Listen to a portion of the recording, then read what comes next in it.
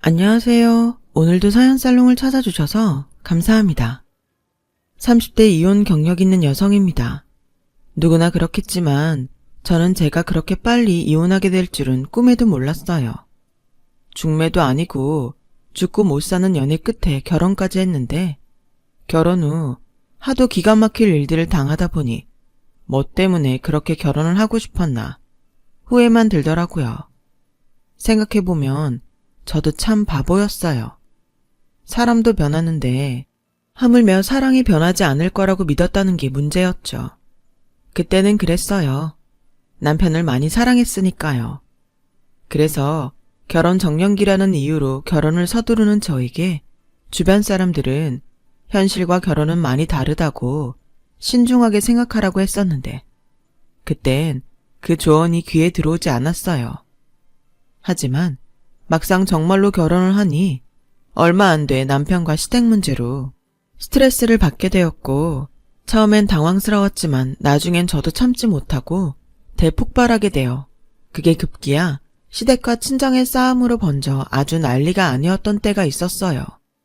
그리고 그 일이 얼마나 대단했냐면 그 일을 계기로 시댁은 다른 동네로 이사를 갔고 저와 남편은 이혼까지 하게 되었어요.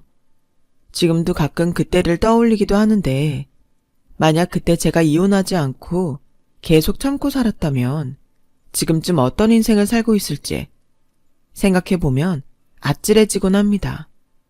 저와 남편은 사내 커플이었어요. 남편이 저보다 회사 선배였죠.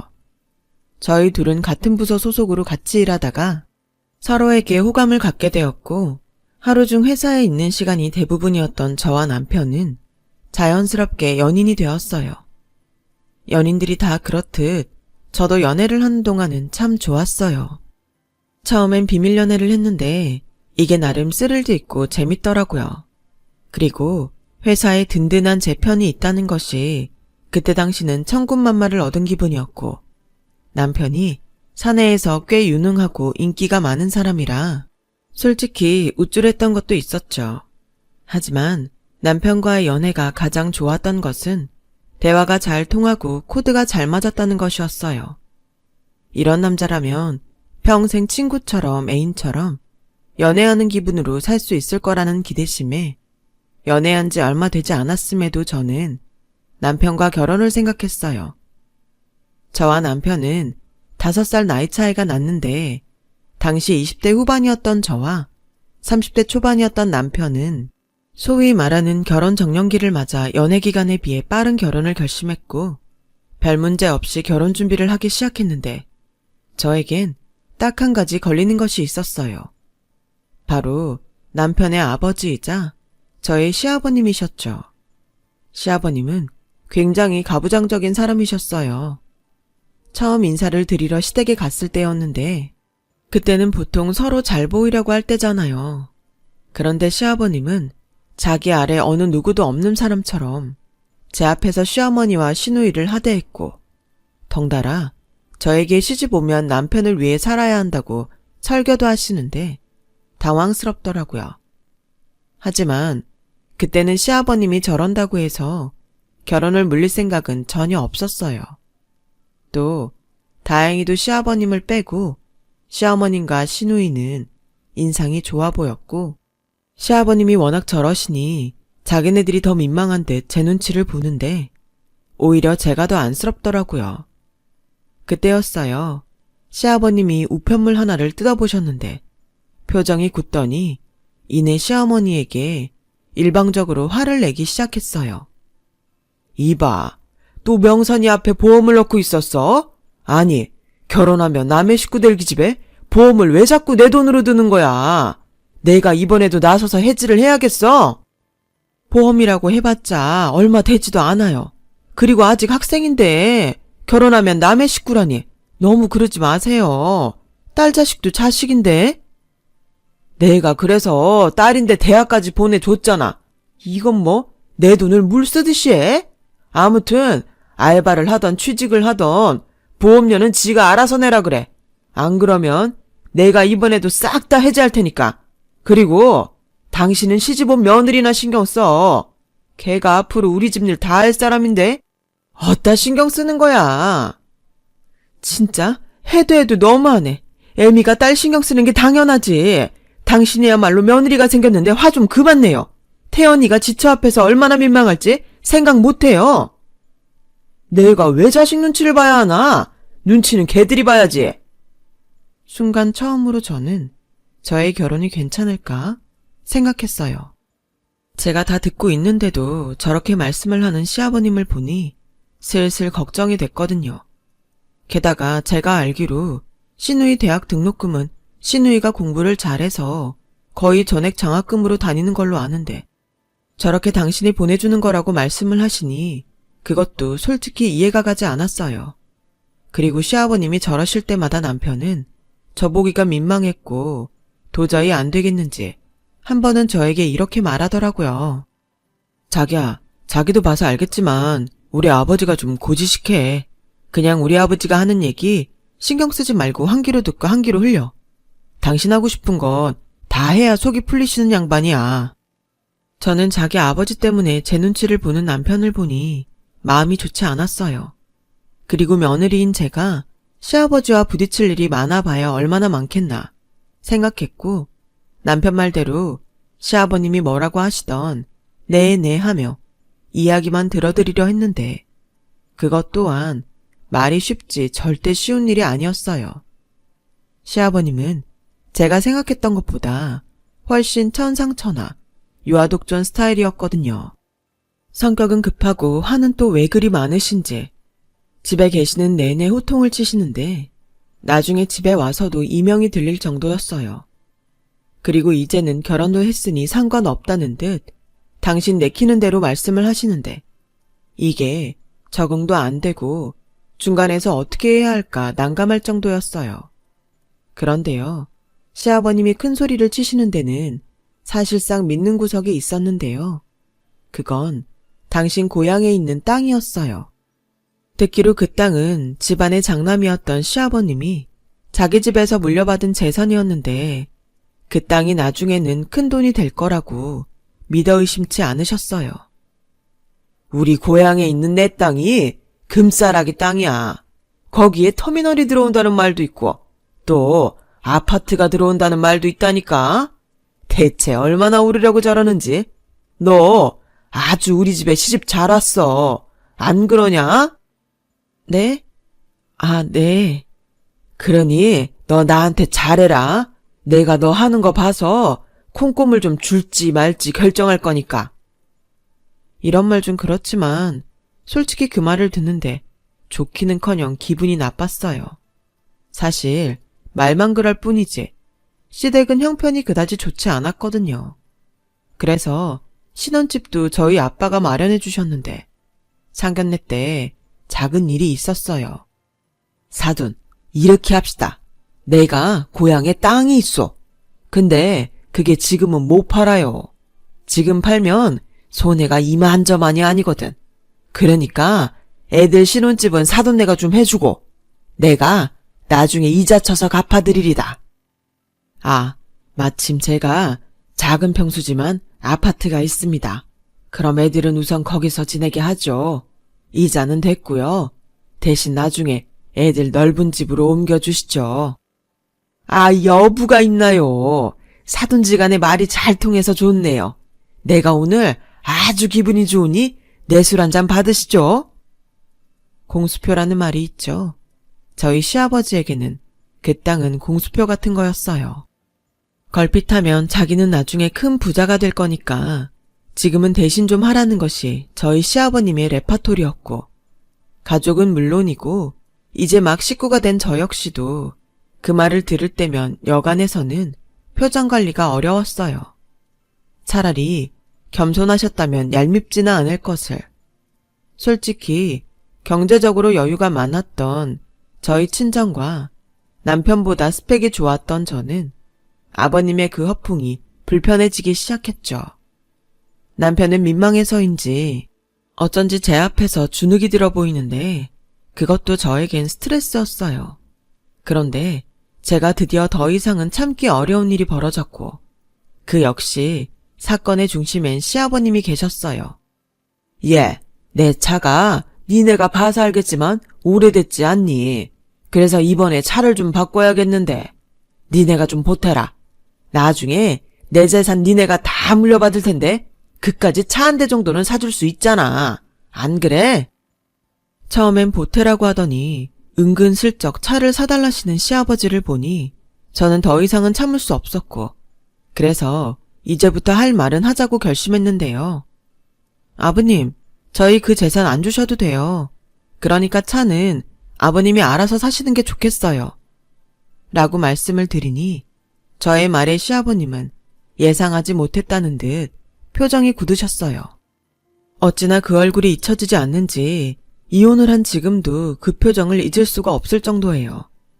사람이 바보가 아닌 이상 그 말을 듣고 차를 좋다고 사드릴 며느리가 세상 천지에 있긴 할까요? 툭 까놓고 저희는 결혼도 남편이랑 제가 번 돈으로 했고 신혼집은 저희 아빠가, 신혼살림은 저희 엄마가 해주셨는데 뭐 하나 해주신 것도 없으면서 당당히 물질적인 것을 요구한다는 게 애당초 말이 안 되는 거잖아요. 물론 좋은 마음으로 능력이 된다면 해드릴 수도 있죠. 하지만 일단 좋은 마음도 들지 않을 뿐더러 시아버님이 은근슬쩍 어필하시는 차종을 보니 저희 능력으로는 부담스러운 외제차였어요. 아무튼 그렇게 제가 퇴짜를 놓은 후 저는 완전히 시아버님 눈밖에 났죠. 자신의 권위에 제가 도전을 했다며 아주 저만 보면 쌍심지를 켜시는데 한 번은 제가 시댁에 온 지 5분도 채 되지 않았을 때인데 다짜고짜 이렇게 말씀하신 적이 있어요. 아니, 어디 며느리가 하늘같은 시아버지한테 눈을 똑바로 뜨고 덤빌 수가 있어? 너, 니네 집에서 그렇게 배웠냐? 여보, 말을 또 왜 그렇게 하세요? 어허, 내가 지금 말을 하는데 당신이 끼어들 꾼번이야. 시어머니라는 여자가 이러니 며느리가 뭘 보고 배우겠어. 집구석 아주 잘 돌아간다. 아버지, 그만하세요. 애도 아니고 언제까지 그러실 건데요. 솔직히 말씀드리는데 저희 아버지 차 바꿔드릴 만큼 돈 없어요. 돈이 없어? 그 좋은 직장들을 다니는데 돈이 없다고? 이거 아주 네 애비를 천치로 하는구만. 그래, 좋다. 돈이 없다 치자. 대출 받으면 되지. 이게 막말로 돈이 문제냐? 마음이 문제지. 며느리 네가 말해봐. 네, 아버님 말씀이 맞아요. 마음이 문제죠. 대출 받으라고요? 왜요? 저희 차도 아닌데 왜 저희가 대출금에 이자까지 내면서 아버님 차를 바꿔드려야 해요? 뭐? 예, 말하는 싸가지 좀 보게. 원래 이런 건 내가 말하지 않아도 네가 먼저 아버님 차가 너무 오래됐는데 바꿔드릴까요? 라고 해야지. 뭐가 어쩌고 어째? 왜 아버님 차를 바꿔드려야 해요? 참, 말세도 이런 말세가 없네. 어디 하늘 같은 시아버지한테? 이런 말씀까지는 안 드리려고 했는데 저도 받은 게 있으면 응당해드리는 게 맞겠죠. 근데 아시다시피 저희는 아버님한테 받은 게 없잖아요. 나 죽으면 내 재산 받을 거잖아. 저 그거 안 받는다고 했는데 솔직히 그게 정말 돈이 될지도 모르고요. 아, 맞아요. 그때는 제가 선을 넘었어요. 그래서 그 말을 한 후로 저는 싸가지도 없지만 예의도 없다며 시댁에서 쫓겨났고 너 다시는 내 집에 올 생각도 하지 마! 라는 엄포를 들었는데 저는 착한 며느리는 글렀는지 그 말이 무섭지도 서운하지도 않고 되려 반가웠어요. 하지만 그런 마음을 가진 사람은 저 한 사람이었고 남편은 남편대로 시어머니는 시어머니대로 불편해하시며 은근슬쩍 제가 먼저 굽히고 아버님에게 죄송하다고 말하길 바라셨는데 저는 절대 그럴 생각이 없었어요. 그렇게 일주일이 지나고 보름이 지나 한 달이 다 되어갔고 남편이 먼저 저에게 더 이상 시댁에 안 갈 수 없으니 먼저 가자고 하더라고요. 절대 오지 말라고 하신 분은 아버님인데 지금 집에 가자고? 내가 우리 아버지를 알면 더 잘 알지. 계속 이렇게 있다가는 어느 날 뻥 하고 터진다니까. 지금이라도 가서 화 좀 풀리시게 해야지. 어떻게 풀어드릴 건데? 정말 대출이라도 받아서 아버님 차 바꿔드리게? 아니, 일단은 이해하시게 잘 말씀드려야지. 이런 말해서 미안한데 퍽이나 이해하시겠다.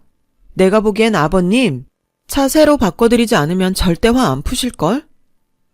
남편은 제가 아무리 말을 해도 자기 아버지는 자기가 더 잘 안다며 자기 집에 갈 채비를 했고 저는 안 갈까 하다가 또 빌미를 만들어드리는 것 같아 남편과 함께 시댁으로 향했어요.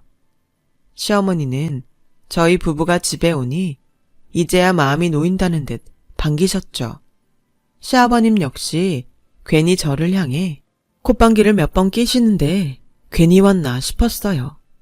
그리고 이윽고 남편이 시아버님에게 이제 그만 화 푸시라고 말을 꺼냈는데 시아버님은 말을 하는 당신 아들보다 저만 빤히 쳐다보시더라고요. 어쩐지 빨리 자기한테 잘못했다고 빌라는 듯한 눈치에 저는 주방에서 음식을 하시는 시어머니에게로 자리를 피해버렸어요. 죄송하다고 빌 마음도 없고 차를 사드릴 마음도 없으니 이번에는 자기 아버지는 잘 아는 남편이 알아서 할 거라고 생각했거든요. 그런데 제가 주방으로 오니 시어머니는 저에게 다시 가라는 듯 저를 팔꿈치로 미셨고 제가 가려 하지 않자 시어머니는 저에게 조용한 목소리로 이렇게 말씀하셨어요. 너도 어지간하다. 그냥 잘못했다고 딱 한마디만 하면 될걸. 어머니까지 그러시면 저 진짜 서운해요. 솔직히 제가 잘못한 거 없다는 거 어머님도 아시잖아요. 잘잘못을 따져 뭐해. 아무리 그래도 저 양반이 너보다 윗사람인데 나는 그때 니들이 그러고 가서 한시도 마음 놓고 살 수가 없다. 어머님, 저는 그게 진짜 이상해요. 아닌 건 아니죠. 말씀을 안 하시니까 아버님이 더 저러시는 거예요. 됐다. 난 평생 이러고 살았어. 이제 와서 저 양반이랑 싸우고 싶지도 않고. 너도 잘 생각해. 어찌됐건 넌 우리 며느리고 저 사람은 시아버지인데 네가 계속 그러면 네 서방도 나도 죽어나가는 거야. 넌 그럼 속이 편하니? 아휴. 아니 왜? 남편도 시어머니도 저한테만 이런다는 게 저는 이해가 가지 않았어요. 그러자 시누이가 저를 조용히 불렀고 자기 집은 원래 아버지가 폭발할까봐 알아서 조용조용 지내는 분위기라 그렇다며 저에게 이해해달라고 하는데 참나 그 말을 들으니 독불장군 같은 시아버지 때문에 이게 다 무슨 꼴인가 싶었어요. 하지만 저 역시 아닌 건 아닌지라 시아버님에게 굽히지 않았습니다. 대신 더 싸우자고 덤비진 않았는데 어쩐 일인지 시아버님도 이를 더 이상 키우지 않겠다는 듯 조용하셨고 찝찝하지만 그렇게 그 일은 마무리가 되었어요. 그 후에 그것이 큰 후폭풍을 불러일으킬 거라는 걸 그때는 몰랐죠. 그리고 아버님은 차를 바꾸셨어요. 원래 원하셨던 벤츠는 아니었지만 제네시스로 바꾸셨고 새 차 때문인지 한동안은 시아버님의 기분이 좋으셔서 다른 가족들이 긴장할 일이 없었어요. 저는 당연히 시아버님이 알아서 차를 바꾸셔서 다행이라고 생각했어요. 그렇게 결혼하고 큰 문제 없이 처음 맞이하는 추석 명절이 되었고 저도 여느 며느리들처럼 명절을 새러 시댁에 갔는데 실컷 음식 준비하고 차례 준비를 마쳐놓으니 시아버님이 이렇게 말씀하셔서 제 속을 또 뒤집어 놓으셨어요. 며느라, 이번 추석은 네가 결혼하고 처음 맞이하는 명절이니 이번에 친정은 건너뛰고 차례 지내고 우리 식구끼리 오붓하게 지내자. 니네 친정은 다음 주말에 가도 되잖아. 네? 명절인데 저더러 저희 집에 가지 말라고요? 너는 이제 우리 집 식구야. 명절은 원래 친정에 가는 게 아니다. 요즘 젊은 것들은 어디서 배운 건지 똑같이 시댁에 친정에 가야 한다고 하지만 그건 아니야. 시집 오면 명절은 시댁에서 다 보내는 거지. 아버님 그럼 아가씨가 시집가서 명절인데 집에도 못 온다고 하면 서운하지 않으세요? 서운하기는 여자 팔자가 다 그런 건데 나는 괜찮다. 제 시집가면 딸 자식 그 집에 줬다고 생각할 거야. 정말 한숨밖에 나오지 않았어요. 그렇다고 시아버님이 하라는 대로 하기는 싫었죠.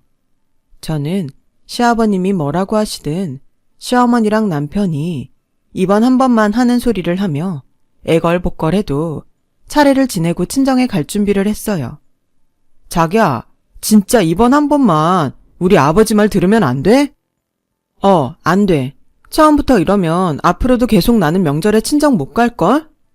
에이, 아니야. 그냥 처음이니까 우리 아버지 말 듣자. 싫다고. 나도 명절에 우리 부모님 보러 가고 싶단 말이야. 왜 아버님 때문에 우리 부모님은 명절에 딸 자식도 못 봐? 이게 말이 돼? 이번 한 번만, 응? 부탁이야. 지난번 것도 돈 들이고 겨우 넘겼는데. 뭐? 돈을 들였어? 그게 무슨 소리야? 저 제네시스 설마 자기가 사들였니? 그럼 어떡해. 계속 노발대발 하시는데. 자기가 돈이 어딨어서 설마 나 모르게 대출받았니? 갖고 있던 거랑 5천만 원. 내가 미쳐. 자기 원래 이런 사람이었어? 그럼 나 모르게 그거 대출 갖고 있었던 거야? 자기가 이러면 내가 더 힘들다. 나 좀 봐서 자기도 우리 아버지한테 좀 져주면 안 되냐? 남편의 말에 저는 혀를 내둘렀어요. 이러니 시아버님이 똥인지 된장인지도 모르고 독불장군 유아 독존이죠. 저는 절대 그러지 않겠다고 했고 보란듯이 친정으로 가겠다고 했어요. 당연히 시아버님은 또 노발대발 난리가 나셨죠. 친척들까지 계시니 가뜩이나 큰 목소리가 지붕 천장을 뚫을 것 같더군요. 저도 예상은 했어요. 주변 의식을 엄청 하시는 분이니까요. 그리고 그 잘난 재산 얘기가 또 나왔는데요. 정말 그때를 떠올리면 여전히 어이가 없어요. 너 내가 죽어도 내 재산 1원도 받을 생각하지 마라. 알겠어? 네, 절대 안 받을 테니 아버님도 제발 그만하세요. 그리고 그 이한테 들었는데 기어코 그 사람한테 대출 받아서 차를 사셨네요. 다른 집은 부모가 자식 차를 사준다는데 자식 빚내서 새 차 뽑으니 그건 안 창피하세요? 거야, 내가 고향 땅으로 돈 벌면? 형, 아직도 그 땅 얘기를 하는 거야? 그 땅 날아간 지가 언젠데? 조용히 해. 그리고 날아가긴 왜 날아가? 그냥 지금은 묶여있는 것 뿐이잖아. 그러면 그렇지. 그렇게 대단한 땅이었으면 아버님 성격에 그걸 그냥 뒀을까 싶었는데 역시는 역시였어요. 졸지에 궁지에 몰린 시아버지. 저는 어이가 없다는 얼굴로 친정에 갔고 시아버지는 전화와 문자로 가족들 앞에서 시애비 망신 줬다며 또 호통을 치는데 나중엔 전화도 그냥 아예 꺼버렸네요. 남편은 자기 아버지 눈치 때문인지 아니면 저한테 화가 났는지 시간이 지나도 저희 집에 오지 않았고 저는 싸웠냐고 걱정하는 친정부모님에게 철없게도 그동안 있었던 이야기를 모두 다 말했어요.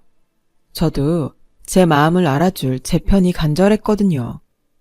그 양반도 참 요즘 세상이 어떤 세상인데. 여보, 바깥 사돈이 계속 그럼 어째요? 그러게 내가 상견례 때부터 이 결혼 이상하다고 했죠. 이미 지난 얘기 해서 뭐해. 당사자들이 좋다는데 그걸 우리가 엎어? 세은아, 그러지 말고 아빠가 돈 줄 테니까 김서방 대출금 갚아줘라. 대출이란 게 배보다 배꼽이 더 커. 나중에 줄 돈 아빠가 미리 땡겨줬다고 생각하자. 이 양반이 애들 차면 내가 말을 하네. 자기가 그 돈 갚아주면 자기가 사돈차를 사준 꼴이 되잖아요. 뭐 어때? 괜찮아. 사위도 자식인데 오죽하면 얘한테 말도 못하고 혼자 대출을 받았겠어. 팔은 안으로 굽는다고. 저는 사위까지 챙기는 친정아빠를 보고 시아버님이 저희 아빠 반만이라도 닮았으면 하고 생각했어요. 그리고 친정부모님은 너도 그래. 대충 넘길 수 있는 건 넘겨. 괜히 네 시아버지 자극해서 미움받을 건 뭐 있니? 라고 하셨고 저는 그러다 딸 얼굴 1년에 한 번 볼까 말까 할걸?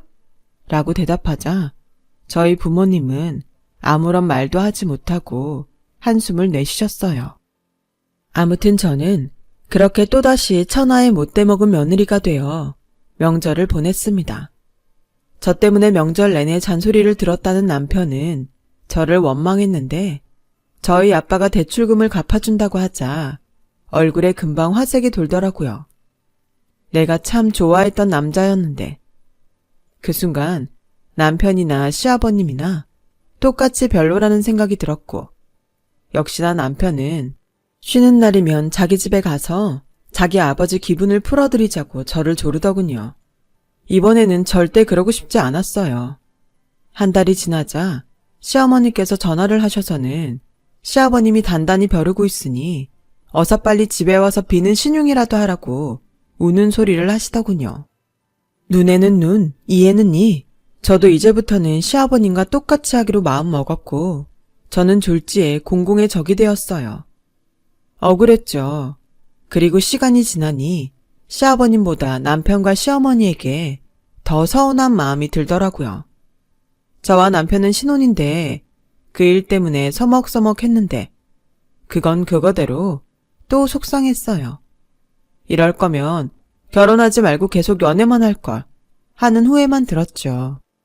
아무튼 그렇게 서운한 마음만 쌓으며 각자 바쁘게 살다 보니 연말이 다가왔어요. 직장인이다 보니 저도 남편도 종무식이다 송별회다 정신이 없었고 그렇게 연말을 보내고 새해 신정을 맞이했는데 그간 연이은 술자리가 피곤했는지 좀처럼 일어나지 못하고 점심때가 지나서야 일어났어요. 제 핸드폰에 무슨 일인지 시아버님 부재중 전화가 10통이나 찍혀 있었어요. 전날 진동으로 놓는다는 걸 잘못해서 무음으로 해놓은 탓이었죠. 그런데 이상한 건 제 핸드폰에는 10통이나 찍혀 있던 시아버님의 번호가 남편 전화에는 한 통도 오지 않았다는 거였어요. 그래서 그렇게 급한 전화는 아니었나 보다 하는 생각으로 편하게 시아버님에게 전화를 드렸고 시아버님은 제 생각과는 다르게 전화를 받자마자 저에게 호통을 치시며 화를 내시는데 그 소리에 남편도 깼어요. 아니, 네가 지금 제정신이냐? 왜? 나 죽거든 전화하지. 새해가 밝았으면 며느리가 알아서 전화도 하고 냉큼 시댁으로 넘어와서 인사도 드리고 할 것이지? 여태 뭐하다 이제야 전화를 해. 그리고 내가 너한테 무려 10번이나 전화를 걸었는데 너 내 전화 일부러 안 받았지? 내가 모를 것 같냐? 아니에요. 핸드폰이 무음으로 돼 있어서 몰랐어요. 그렇게 급하셨으면 남편한테 하시지. 어디? 지 서방을 끌어들여. 너 안 되겠어. 내가 이참에 너의 그 썩은 정신머리를 고쳐야겠어. 너 어디 가지 말고 거기서 딱 기다려라. 시아버님은 그렇게 일방적으로 전화를 끊으셨고 30분도 채 되지 않아 저희 집에 오셔서는 초인종도 있는데 쾅쾅쾅 주먹으로 저희 현관문을 치시며 소란을 피우셨죠. 다른 이웃들도 있는데 창피했던 저는 얼른 문을 열어드렸어요. 그러자 단단히 화가 나셨는지 얼굴과 귀까지 새빨갛게 되신 시아버님은 눈동자를 돌려가며 무언가를 찾더니 급기야 저희 집 물건을 부수기 시작하셨어요. TV도 깨시고 식탁 의자도 던지시고 소파 옆에 세워놓은 스탠드도 발로 차서 전구까지 깨지는데 저도 머리 꼭대기까지 화가 치밀었어요. 그래서 아버님, 저 경찰에 신고할 거예요. 그래, 해. 누가 그러면 무서워할 줄 아냐? 이게 집에 돈 좀 있다고 하늘 같은 시애비를 무시하는데 내 오늘은 어른 무서운 법을 가르치고 말 게다. 아버지, 그래도 이건 아니죠. 진정하세요. 이 얼뜨기 같은 놈? 네가 맹탕이니까 제가 더 우리를 무시하는 거야. 알기나 해? 내가 오늘 우리 집 기강을 바로 잡겠다 이거야. 저는 더는 이 꼴을 볼 수 없어 정말로 경찰에 신고를 했어요. 그러자 집안의 기강을 바로잡겠다는 시아버님은 바로 주랭랑을 치셨고 출동한 경찰들도 어이없어 했는데 그 와중에 딸네 집에 왔던 친정 부모님은 난장판이 되어버린 집을 보며 충격을 받으셨는데요. 저희 엄마는 깨진 조명 유리를 치우며 급기야 울기까지 하셨고 남편은 쥐구멍에라도 숨고 싶은지 화장실에 가서는 나오지 못하더군요. 그때였어요. 아빠가 화장실에 들어간 남편을 당장 나오라며 불렀죠. 당장 시댁으로 가자고 큰 소리를 내셨는데 저도 그런 아빠의 모습은 처음 봤네요. 그렇게 저희 아빠는 시댁에 도착하셨어요. 그리고 곧장 남편에게 아버님 차가 어딨냐고 물었고 남편은 불안한 얼굴로 시아버님이 주차해 놓은 차를 가리켰는데 그 순간 아빠가 접어진 제네시스 사이드 미러를 나라가 발로 차셨어요. 아빠가 합기도 유단자씨거든요. 어찌나 요란한 소리가 나면서 사이드 미러가 나가 떨어지는지. 뒤쫓아갔던 저와 엄마도 깜짝 놀랐고 차에서도 요란한 비상경고음이 울렸는데요. 귀신같이 그 소리에 시아버님이 신발도 제대로 신지 못하고 밖으로 나오셨어요. 그리고 망가진 자신의 차를 보며 화들짝 놀라셨죠. 저희 아빠는 보란 듯 이 차 문을 발로 차시며 문 네 짝을 모두 망가뜨리셨고 시아버님은 화가 나서 경찰을 부르겠다고 소리소리를 지르시더라고요. 그 소리에 저희 아빠도 한마디 하셨어요. 사돈도 열받죠? 그러게 왜 애들 집에 쳐들어가서 살림을 부숩니까? 이런 얘기 치사하지만 그 집에 뭐 하나 보태신 것도 없잖아요. 제가 뼈 빠지게 일해서 애들 집이랑 살림장만 해준 건데 왜 그걸 마음대로 부시고 난린데요? 아니, 그래도 그렇지. 몰상식하게 지금 뭐 하시는 겁니까? 멀쩡한 차를 왜 부시냔 말입니다. 미친 겁니까? 네, 미쳤네요. 미친놈 상대하려면 미쳐야지 별 수 있습니까? 영 모르시는 것 같아서 제가 직접 똑같이 한번 해봤습니다. 어떻습니까? 그리고 오해하실까봐 말씀드리는데 김서방이 이 차 살 때 받았다는 대출금 제가 갚아줬습니다. 그러니까 이 차에서 5천만 원은 제 몫이니 저 아직 더 부셔도 상관없는데 어쩔까요? 5천만 원 맞춰서 더 부숴볼까요? 경찰이요. 부르세요. 저는 댁처럼 도망가지 않을 테니까 나란히 경찰서 가서 시시비비를 가려보죠. 아니 저 양반이 돌아도 단단히 돌았네. 동네 창피하게 정말. 창피하십니까? 자 동네 사람들 여기 좋은 구경 있으니 나와보세요. 여기 사는 사람이 제 사돈입니다. 근데 이 양반이 딸은 시집가면 남이라고 명절에도 친정에 가지 말라 하고 전화 안 받았다고 집에 쳐들어가서 살림살이를 죄다 부쉈네요. 이게 말이 됩니까? 그래서 제가 딸 자식까지 나비로 너무 속상해서 제가 사들인 차 똑같이 망가뜨리고 있는 중입니다. 사진 찍으셔도 되고 어디 인터넷에 올리셔도 됩니다. 동네 사람들. 자기야, 장인어른 좀 말려봐. 이게 무슨 꼴이야. 장인어른 그렇게 안 봤는데 우리 아버지보다 더 하시네. 뭐? 어따 비교해. 우리 아빠가 지금 왜 저러시는지 몰라서 그래? 그렇다고 똑같이 저러시냐? 나이도 우리 아버지보다 어리시면서. 여기서 나이가 왜 나와? 그럼 나이 먹으면 자기 멋대로 굴어도 돼? 김서방, 자네가 가서 자네 아버님 말리게. 나는 우리 집 양반 말릴 테니까.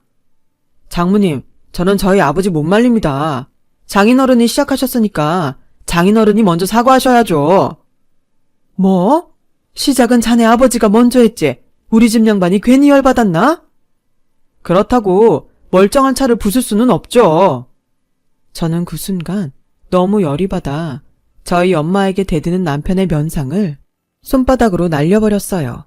그러자 그 모습을 시장 다녀오시던 시어머니가 보셨고 시어머니 역시 몰상식하게 사돈네가 쳐들어와서 난동을 피우냐고 목소리를 높이셨고 그렇게 동네 한복판에서 난리가 났어요. 그리고 주민신고로 경찰이 출동해 두 집안 사람들 나란히 파출소로 가게 되었어요. 그곳에서도 시아버님과 저희 아빠의 양보 없는 싸움은 계속되었는데 그 순간 정신이 번쩍하고 들었어요. 제가 이혼을 하면 남남으로 다신 부딪히지 않아도 될 사람들이잖아요. 그래서 그곳에서 제가 확 이혼 선언을 해버렸고 저희 엄마와 아빠는 하고 싶으면 내일 당장이라도 가서 하라고 하는데 어이없게도 시아버님을 비롯한 시어머니와 남편은 이혼은 절대 안 된다며 저보고 시집 왔으니 자기 집에 뼈를 묻으라고 하는데 진심 소름이 끼쳤어요.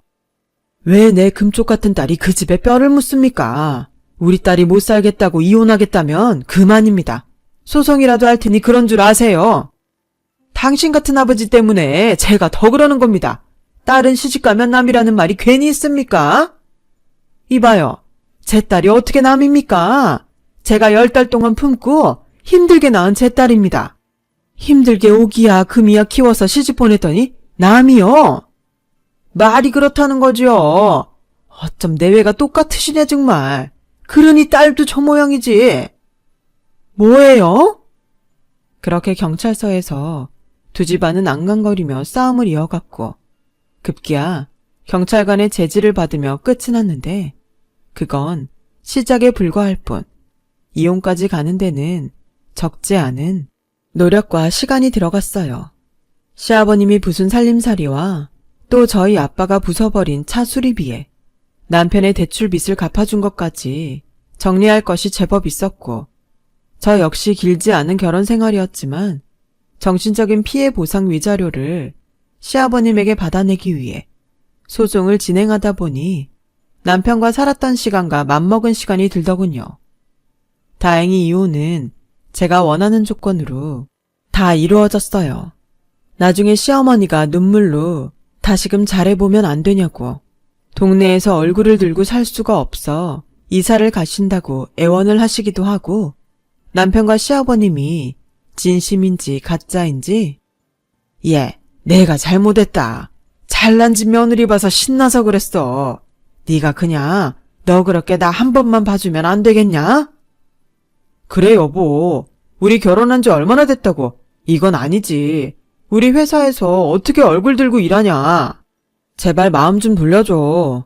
대신 내가 진짜 잘할게. 미안한데 나는 체면보다 내 권리와 행복이 우선이야. 우린 이미 신뢰가 깨졌어.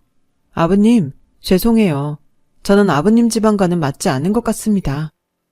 그게 제가 그 집 사람들과 나눈 마지막 대화였어요.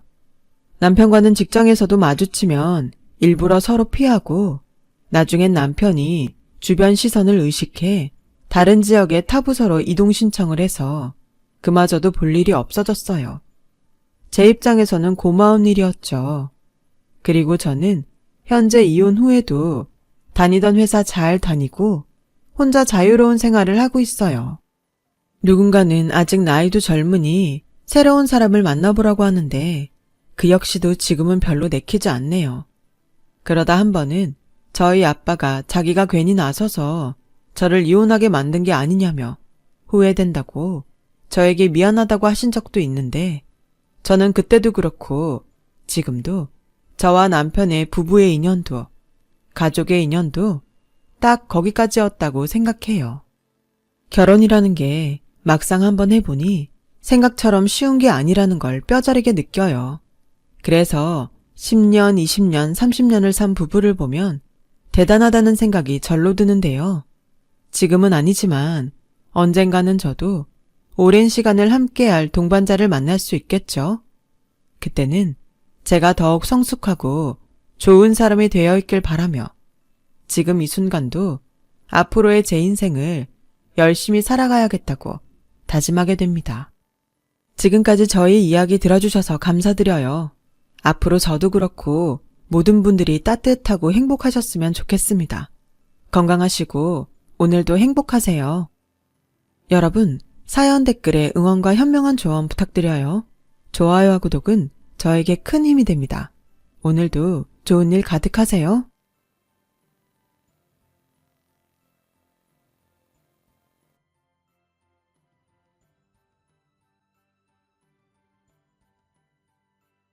또 사연살롱을 찾아주셔서 감사합니다. 광명시에 살고 있는 결혼 3년차 20대 여성이에요. 결혼 후 아이를 낳고 정신없이 살다 보니 확실히 감정이 무뎌지는 것 같아요. 예전엔 사소한 일에도 상처받고 감정 상하는 일이 많았거든요. 근데 지금은 일하며 육아와 살림을 병행하다 보니 솔직히 제 감정에 신경 쓸 여유가 없네요. 그런데 얼마 전 저는 가장 가까운 사람으로부터 엄청난 상처를 입게 됐어요. 저희 친정 엄마한테요. 이렇게 사연을 보내게 된 것도 바로 그 일 때문이에요. 왜 그런 말이 있죠? 사랑받고 자란 아이가 사랑을 베풀 줄 안다고. 저는 이 말이 정말 싫어요. 사실 전 사랑을 못 받고 자랐거든요. 적어도 엄마한테는요. 저에게는 2살 위 언니가 있어요. 언니는 아이가 없던 집안에 태어난 첫 아이였기에 온 집안 사람들의 귀여움을 독차지했죠. 지금은 왕래가 드문 먼 친척들도 여전히 언니 이름은 기억할 정도로 집안에서 유명했어요. 반면에 저는 언니와는 전혀 달랐죠. 제가 태어나던 무렵 작은 엄마와 고모가 한두 달 차이로 먼저 출산하는 바람에 저는 상대적으로 관심을 못 받았어요. 게다가 그쪽은 모두 아들이었고 저는 딸이라서 특히 더 그랬죠. 차라리 무관심으로 끝났으면 낫게요. 제가 태어났다는 소식을 듣고 찾아온 친할머니는 절 보자마자 주저앉아 대성통곡을 하셨대요. 또 딸이냐고요. 맏마늘이었던 엄마는 힘들게 출산을 하고도 둘째도 딸을 낳았다는 이유로 친할머니한테 구박을 받았다더군요. 그러니 엄마가 절 예뻐할 리가 없죠. 자라면서 전 늘 엄마한테 차별을 당했어요. 좋은 거, 예쁜 거, 쉽고 편한 건 모두 언니 차지였죠. 밖에 나갈 때도 언니는 공주처럼 한껏 꾸며주었지만 전 짧은 머리에 칙칙한 색상의 옷들만 입혔어요. 그러다 보니 동네 사람들은 절 밖에서 낳아온 딸이라고 오해를 하곤 했고요. 그래도 어릴 땐 엄마한테 잘 보이려고 노력했던 적도 있어요. 어떻게든 엄마한테 관심을 받으려고 공부도 열심히 하고 교내 대회에서 그림이며 글짓기로 상도 타오고 했죠. 집안 청소며 심부름도 잘하고 속상해도 엄마 앞에선 방글방글 웃기도 했고요. 10살 남짓한 아이가 할 수 있는 모든 걸 다 했어요. 남들은 당연히 받고 사는 엄마 사랑을 받으려고요. 그러던 어느 날이었죠. 열린 안방 문틈으로 엄마가 이모와 전화통화를 하는 소리가 들렸어요. 전 그냥 지나치려다 제 이름이 나오길래 조용히 가서 들어봤죠. 나경의 그 지집애는 어쩜 그러는지 몰라. 아주 여우 같은 게 지 언니 이겨먹으려고 학교 공부며 글짓기, 심지어 피아노까지 기를 쓰고 한다 글쎄. 기특하긴 걔가 얼마나 가증스러운 줄 아니? 방금 혼나놓고도 앞에서 방글방글 웃는다? 소름 끼치게. 하여간 지 친할머니 똑 닮아서는 하는 짓도 똑같다니까. 내가 낳았지만 정말 정이 안 가. 충격적이었어요. 다른 사람도 아닌 엄마가 절 그렇게 생각하고 있었다니. 그런 줄도 모르고 엄마한테 잘 보이려 그렇게 기를 쓰고 노력했던 제가 너무 창피하고 한심해서 미칠 것 같았죠. 엄마가 너무 미웠어요. 그래서 내가 상처받은 만큼 엄마한테도 상처를 주고 싶었죠. 내가 죽으면 엄마가 상처받을까? 어린 나이에 제가 생각한 최고의 복수는 내가 없어지는 거였어요. 그래서 눈 딱 감고 차도에 뛰어들었는데 나경아! 아빠의 목소리가 제 발을 멈춰 세웠어요. 돌아보니 퇴근길에 아빠가 보이더군요. 아빠는 놀란 표정으로 절 바라보고 있었죠. 아빠를 보자 서러운 마음이 순식간에 복받쳐 올랐어요. 전 그대로 달려가 아빠 품에 안겼어요. 그리곤 한참을 울었죠.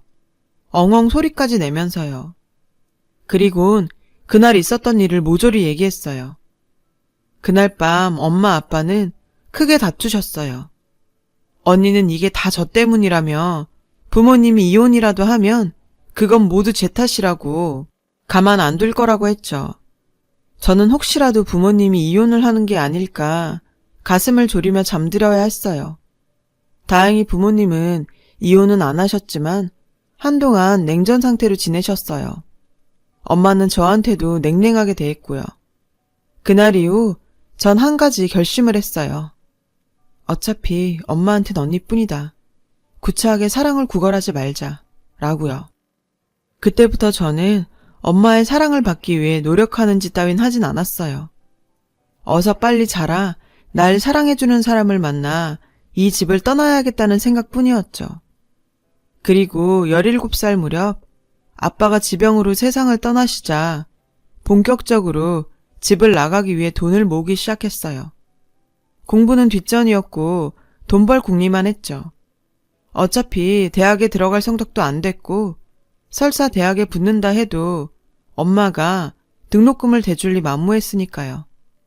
패스트푸드점 알바부터 인터넷 쇼핑몰 피팅 모델에 우유 배달 등 돈 되는 일이면 뭐든 다 했어요. 그렇게 20살 봄, 저는 집을 나왔어요. 아직은 혼자 살 집을 구할 돈이 안 돼서 일단 레스토랑에서 일하며 알게 된 언니와 함께 살기로 했죠. 남들은 집 떠나면 고생이라고 하는데 전 오히려 그 반대였어요.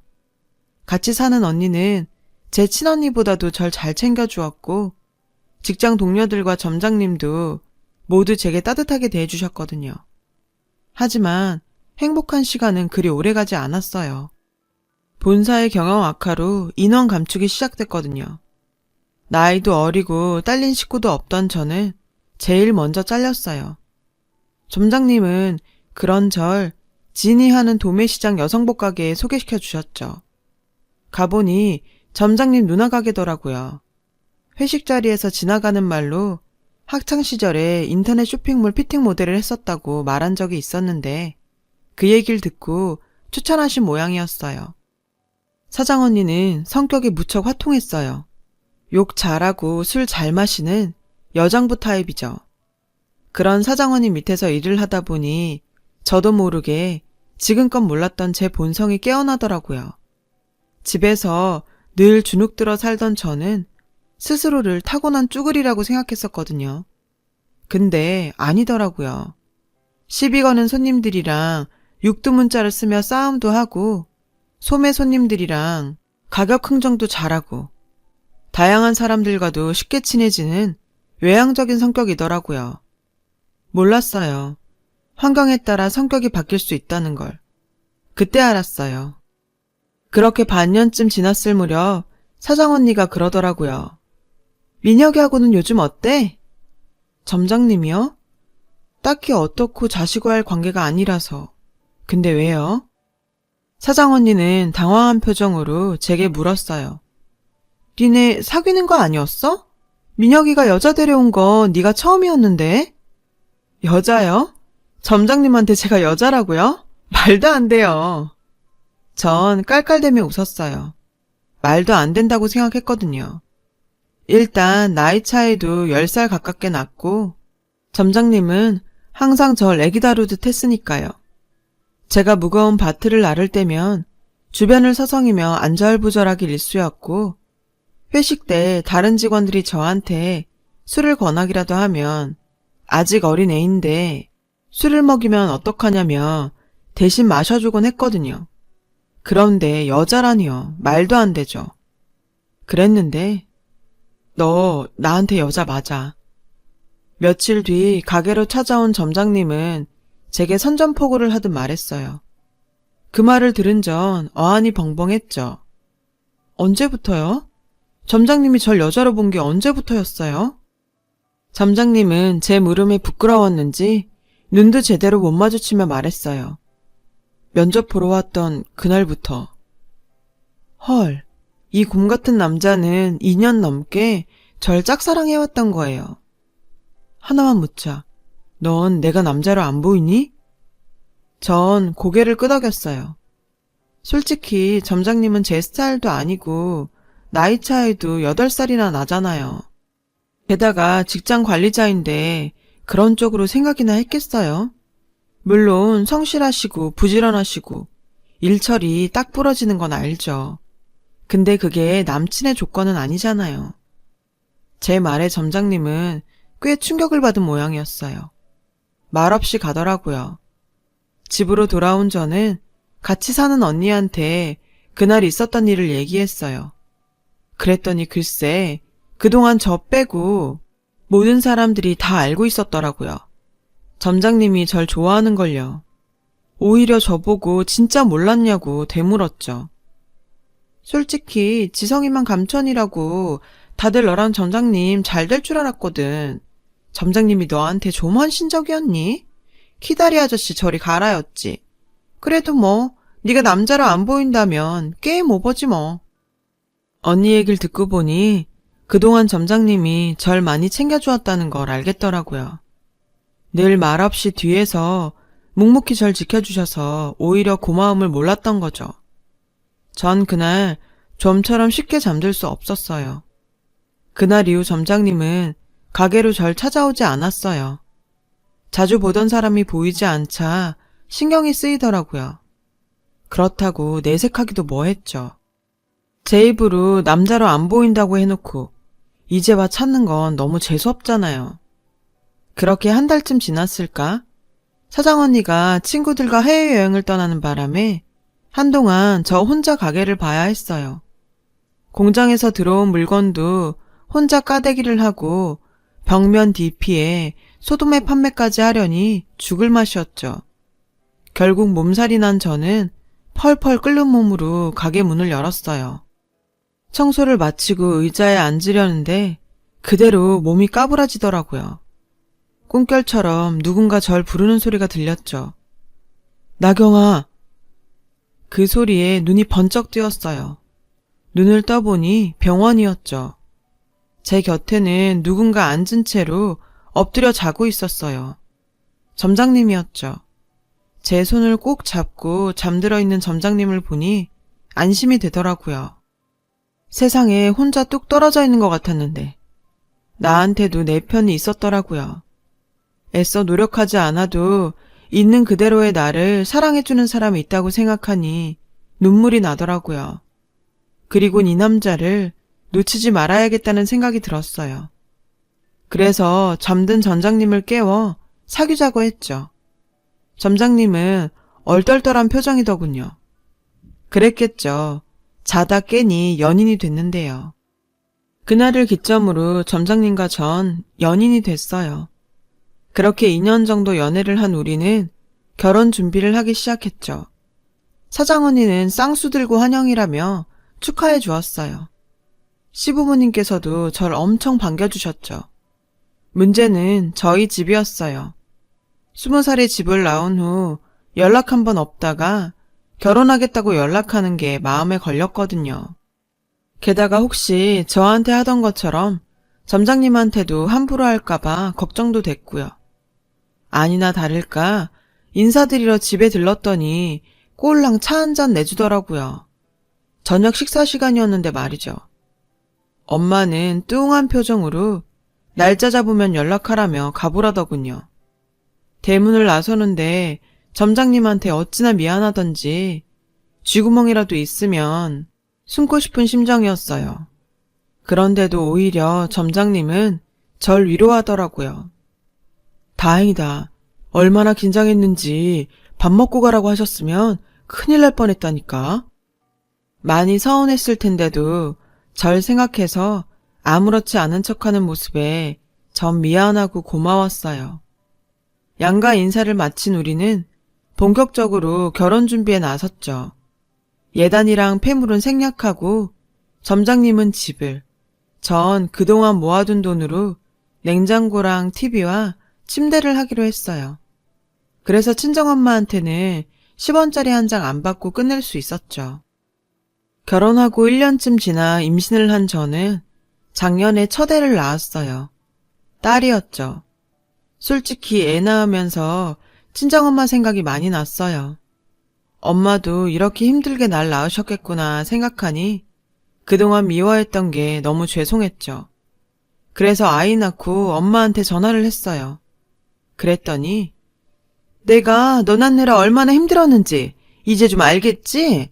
넌 내가 널 미워한다 그러는데 세상 어떤 부모가 자기가 낳은 자식을 이유 없이 미워하겠니? 너도 너 똑 닮은 딸 한번 키워봐. 내 심정 이해가 갈 테니. 근데 설마 너 산후조리 해달라고 전화한 건 아니지? 그런 거라면 꿈 깨라. 난 힘들어서 너 산후조리 못 해주니까. 조리원에 들어가서 하든 사람을 사서 하든 네가 알아서 해. 요즘은 친정엄마들도 그런 거 안 한다잖니. 정 안 되겠으면 네 시엄마한테 해달라 그러던가. 자기 손녀딸 낳아준 며느린데 설마 안 된다고 하겠니? 솔직히 친정엄마한테 산후조리 도와달라고 할 생각은 없었어요. 처음부터 시어머니께서 해주시겠다고 말씀하셨거든요. 본인은 힘들어 안 하면서 시어머니한테 미루다니 저희 엄마답더군요. 나중에 안 사실이지만 저랑 친정엄마 사이가 안 좋은 걸 아는 남편이 미리 시어머님께 산후조리를 부탁했더라고요. 정말 눈물나게 고마웠죠. 근데 막상 며느리가 돼선 시어머님이 차려주시는 밥상을 받으려니까 여간 불편한 게 아니더라고요. 처음 며칠은 불편하고 죄송해서 소화도 잘 못 시켰죠. 하지만 어쩌겠어요. 내 몸이 내 몸 같지 않으니. 할 수 없이 마음을 고쳐먹었죠. 딴 생각 말고 몸 추스릴 생각이나 하자. 죄송한 건 자리 털고 일어나서 곱절로 효도하면 된다고 말이죠. 그렇게 마음을 먹고 나니 전보다는 좀 덜 불편하더라고요. 그렇게 전 시어머니께서 해주시는 밥을 먹으며 열심히 산후조리를 했어요. 3, 7일 이후엔 자리를 털고 일어났죠. 인간사 기브앤테이크라고 어머님께 받은 사랑이 많다 보니 저도 어머님을 많이 생각하게 되더라고요. 어머님이랑 밖에 나가면 사람들이 친정엄마랑 막내딸로 보기도 했고요. 저도 마음으로는 시어머니를 친정엄마처럼 생각하며 살고 있고요. 시간은 흘러 딸아이 돌이 다가왔어요. 한창 돌잔치 준비를 하고 있는데 친정엄마한테 전화가 왔더라고요. 다짜고짜 집에 들리라고요. 그래서 주말에 남편한테 애를 맡기고 혼자 친정으로 향했어요. 마침 언니도 집에 있더라고요. 엄마는 절 보자마자 조만간 네 언니도 결혼을 할 테고 그래서 말인데 이 큰 집에 늙은 애미 혼자 사는 것도 그렇고 해서 니네가 들어와 살아야겠다. 애한테도 그게 나을 테고. 솔직히 좀 당황했어요. 언제부터 엄마가 절 생각했다고 들어와 같이 살라니요? 게다가 하루아침에 처가살이를 하게 될 제 남편은 또 어떻고요? 정말 말도 안 되는 소리였죠. 그래서 전 엄마, 그게 무슨 소리야? 우리 그이 보고 처가살이를 하라고? 엄만 양심도 없어? 지금껏 엄마가 그 사람한테 뭘 해줬다고 처가살이를 하래? 그리고 그걸 왜 엄마 맘대로 정해? 우리 결혼할 때 엄마가 그이한테 어떻게 했는지 기억 안 나? 처갓집에 처음 인사라 온 사람한테 밥 한 끼도 안 차려줬어. 그뿐이야? 남도 아니고 딸이 결혼한다는데도 시집 식구들 보기 싫다고 상견례도 안 했잖아. 그때 내가 시집 식구들 보기 얼마나 창피했는 줄 알아? 그렇게 내 남편이랑 시댁 식구들을 무시해놓고 이제 와서 처가살이? 정말 양심도 없어. 어떻게 사람이 그래? 딸이 애를 낳았다는데도 병원 한 번 안 오고 산후조리 해달랄까봐 선수쳐서 시어머니한테 떠넘긴 사람이 이제와 나한테 엄마를 모시고 살라고? 싫어. 난 절대 안 해. 그러니까 헛된 꿈 꾸지 말고 정신 차려. 그렇게 딸이랑 같이 살고 싶으면 엄마가 애지중지하는 큰딸이랑 살든가. 사람이 양심이 있어야지. 어찌나 화가 나던지 엄마 얘기를 듣자마자 전 버럭 질러댔어요. 그간 가슴에 꽁꽁 싸매두었던 서운한 일들까지 몽땅 털어서요. 그랬더니 엄마가 뭐라는지 아세요? 이 지집애 말하는 것 좀 봐. 그럼 내가 보기 싫은데 억지로 네 시댁 식구들 얼굴까지 봐야 돼? 보면 뭐 어차피 하기로 한 결혼인데 상견례 안 한다고 틀어져? 그리고 낳아주고 키워주고 공부까지 시켜줬으면 너도 자식된 도리는 해야 하는 거 아니니? 상견례 참석 안 했다고 네가 고개 빳빳이 들고 늙은 엄마한테 따질 일이야? 그놈의 산후조리. 그래, 네가 그 얘기 왜 안 하나 했다. 그래서 같이 살자잖아. 그때 못해준 밥 주구장창 해주겠다고. 엄마 마음도 모르고 어디서 되먹지 않게 빚쟁이 노릇이야. 부모가 나이 들고 힘 빠지면 당연히 지가 모시고 살 생각을 해야지. 어떻게 시집가는 지 언니한테 떠넘길 생각부터 해. 아우 싸가지 없는 년. 정말 기가 막히더라고요. 근데 더 기가 막힌 건 언니의 말이었어요. 엄마 말이 끝나기도 전에 언니가 끼어들어 한마디 했거든요. 엄마, 쟤 원래 그러잖아. 기집애가 얼마나 이기적인지 몰라. 뭐 이기적? 그건 누가 할 소린데. 언니 이때까지 엄마한테 용돈 받고 편하게 살았지? 대학까지 졸업하고도 언니 손으로 10원짜리 한 장 벌어본 적 없고 말이야. 이모가 그러더라. 언니가 벌어놓은 돈이 없어서 엄마가 집담보로 대출받아 혼수며 예단까지 다 해줬다고. 그 나이 먹도록 부모 등골 빼먹으면서 왜 엄마 못 모셔? 그뿐이야? 지금까지 살면서 청소기 한 번이라도 돌린 적 있어? 세탁기는? 내가 이 집에 있을 땐 빨래며 청소며 언니가 먹고 난 그릇까지 내가 다 치웠어. 내가 안 하면 엄마가 할까봐. 근데 나 나가고 없으니까 엄마한테 다 떠넘기고 살았다며? 하는 일도 없이 집구석에서 잠만 쳐자는 주제. 학교도 엄마 돈으로 다녀. 결혼도 엄마 돈으로 해. 왜? 네 인생도 엄마 보고 살아달라 그래. 지 할 도리도 안 하고 사는 주제에 누가 누구 보고 이기적이래. 제 말에 언니가 버럭하더라고요. 언니한테 못하는 소리가 없다나요? 왜? 동생한테 이런 소리 들으니까 쪽팔리냐? 듣기 싫음 나이값을 하고 살아. 누가 너더러 그러고 살래? 제가 언니한테 퍼붓자 엄마는 한 대 칠 기세로 제게 소리쳤어요. 이게 어디서 언니한테 야자야? 언니가 네 친구야? 버르장머리 없는 지집애. 누군 너 같은 거랑 살고 싶어 그래? 나도 싫어. 너 보면 죽은 니네 친할머니 떠올라서 한시도 같이 살고 싶지 않아. 엄마가 속마음을 터놓자 언니가 발끈했어요. 엄마, 안 살면? 쟤랑 안 살면 누가 엄마 병수발을 해. 설마 나보고 하라는 건 아니지? 난 못해. 난 죽어도 못해. 안 그래도 요즘에 엄마 깜빡깜빡 하는 거 옆에서 보는 것만으로도 겁나 죽겠는데 치매 증상 심해지면 벽에 똥 치려고 그럴 거 아니야. 그걸 더러워서 내가 어떻게 보냐고. 엄마도 알잖아. 나 비위 약한 거. 그니까 잠만 말고 나경이랑 살아. 전혀 비위를 맞추던 돈으로 구워 삼던 어떻게든 쟤랑 살라고. 암튼 난 죽어도 엄마랑 못 살아. 그러자 엄마가 언니 허벅지를 쿡 찌르더군요. 이 지지배야. 치매 얘기라면 어떡해. 아, 손바닥이 맞아야 사기도 쳐먹지. 이거였어요. 엄마가 저랑 살겠다고 했던 이유가. 솔직히 여기 오기 전까진 언니 결혼 자금 좀 보태라고 할 줄 알았거든요. 그런데 뜬금없이 같이 살자길래 무슨 일인가 했죠. 아, 이거였어? 치매 걸리고 나니까 나랑 살겠다? 애지중지하던 큰딸은 고생시키면 안 되니까 작은 딸년이나 시켜먹자. 그런 거지? 엄마, 정말 내 엄마 맞아? 어떻게 끝까지 사람이 이래? 어떻게 그동안 하나도 변한 게 없냐고. 너도 그래. 나인 똥구멍으로 처먹었니? 너 위에 평생 뼈 빠지게 뒷바라지한 엄마 똥이 더러워서 같이 못 살겠다고? 등골 빼쳐먹을 때 네 엄마고 다 빨아먹고 병들고 나니까 남이냐? 그러고도 네가 인간이야? 어떤 눈먼 놈이 너 같은 거랑 결혼하는지 모르겠지만 이 꼴을 봐야 하는데 참 아쉽다. 엄마도 정신 차려. 저런 년을 딸이라고 아직도 정신 못 차리고 등골 빼다 바치지 말고 저 지집에 결혼시킬 돈으로 차라리 엄마 시설 들어갈 돈으로 쓰란 말이야. 난 더 이상 이 집 구석이랑 엮일 생각 없으니까 지지든 복든 둘이서 알아서 하셔.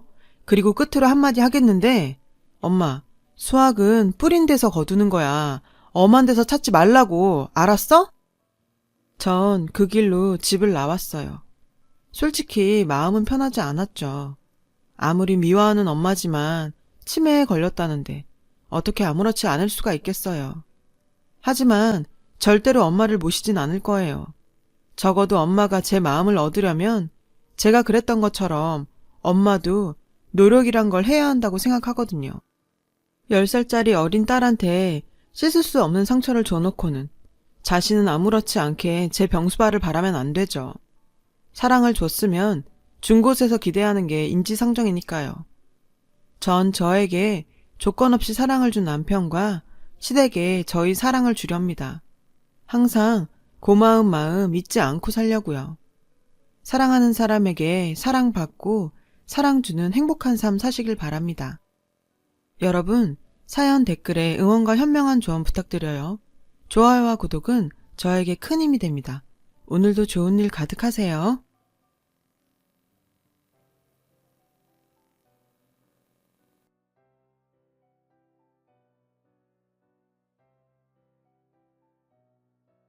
안녕하세요. 오늘도 사연 살롱을 찾아주셔서 감사합니다.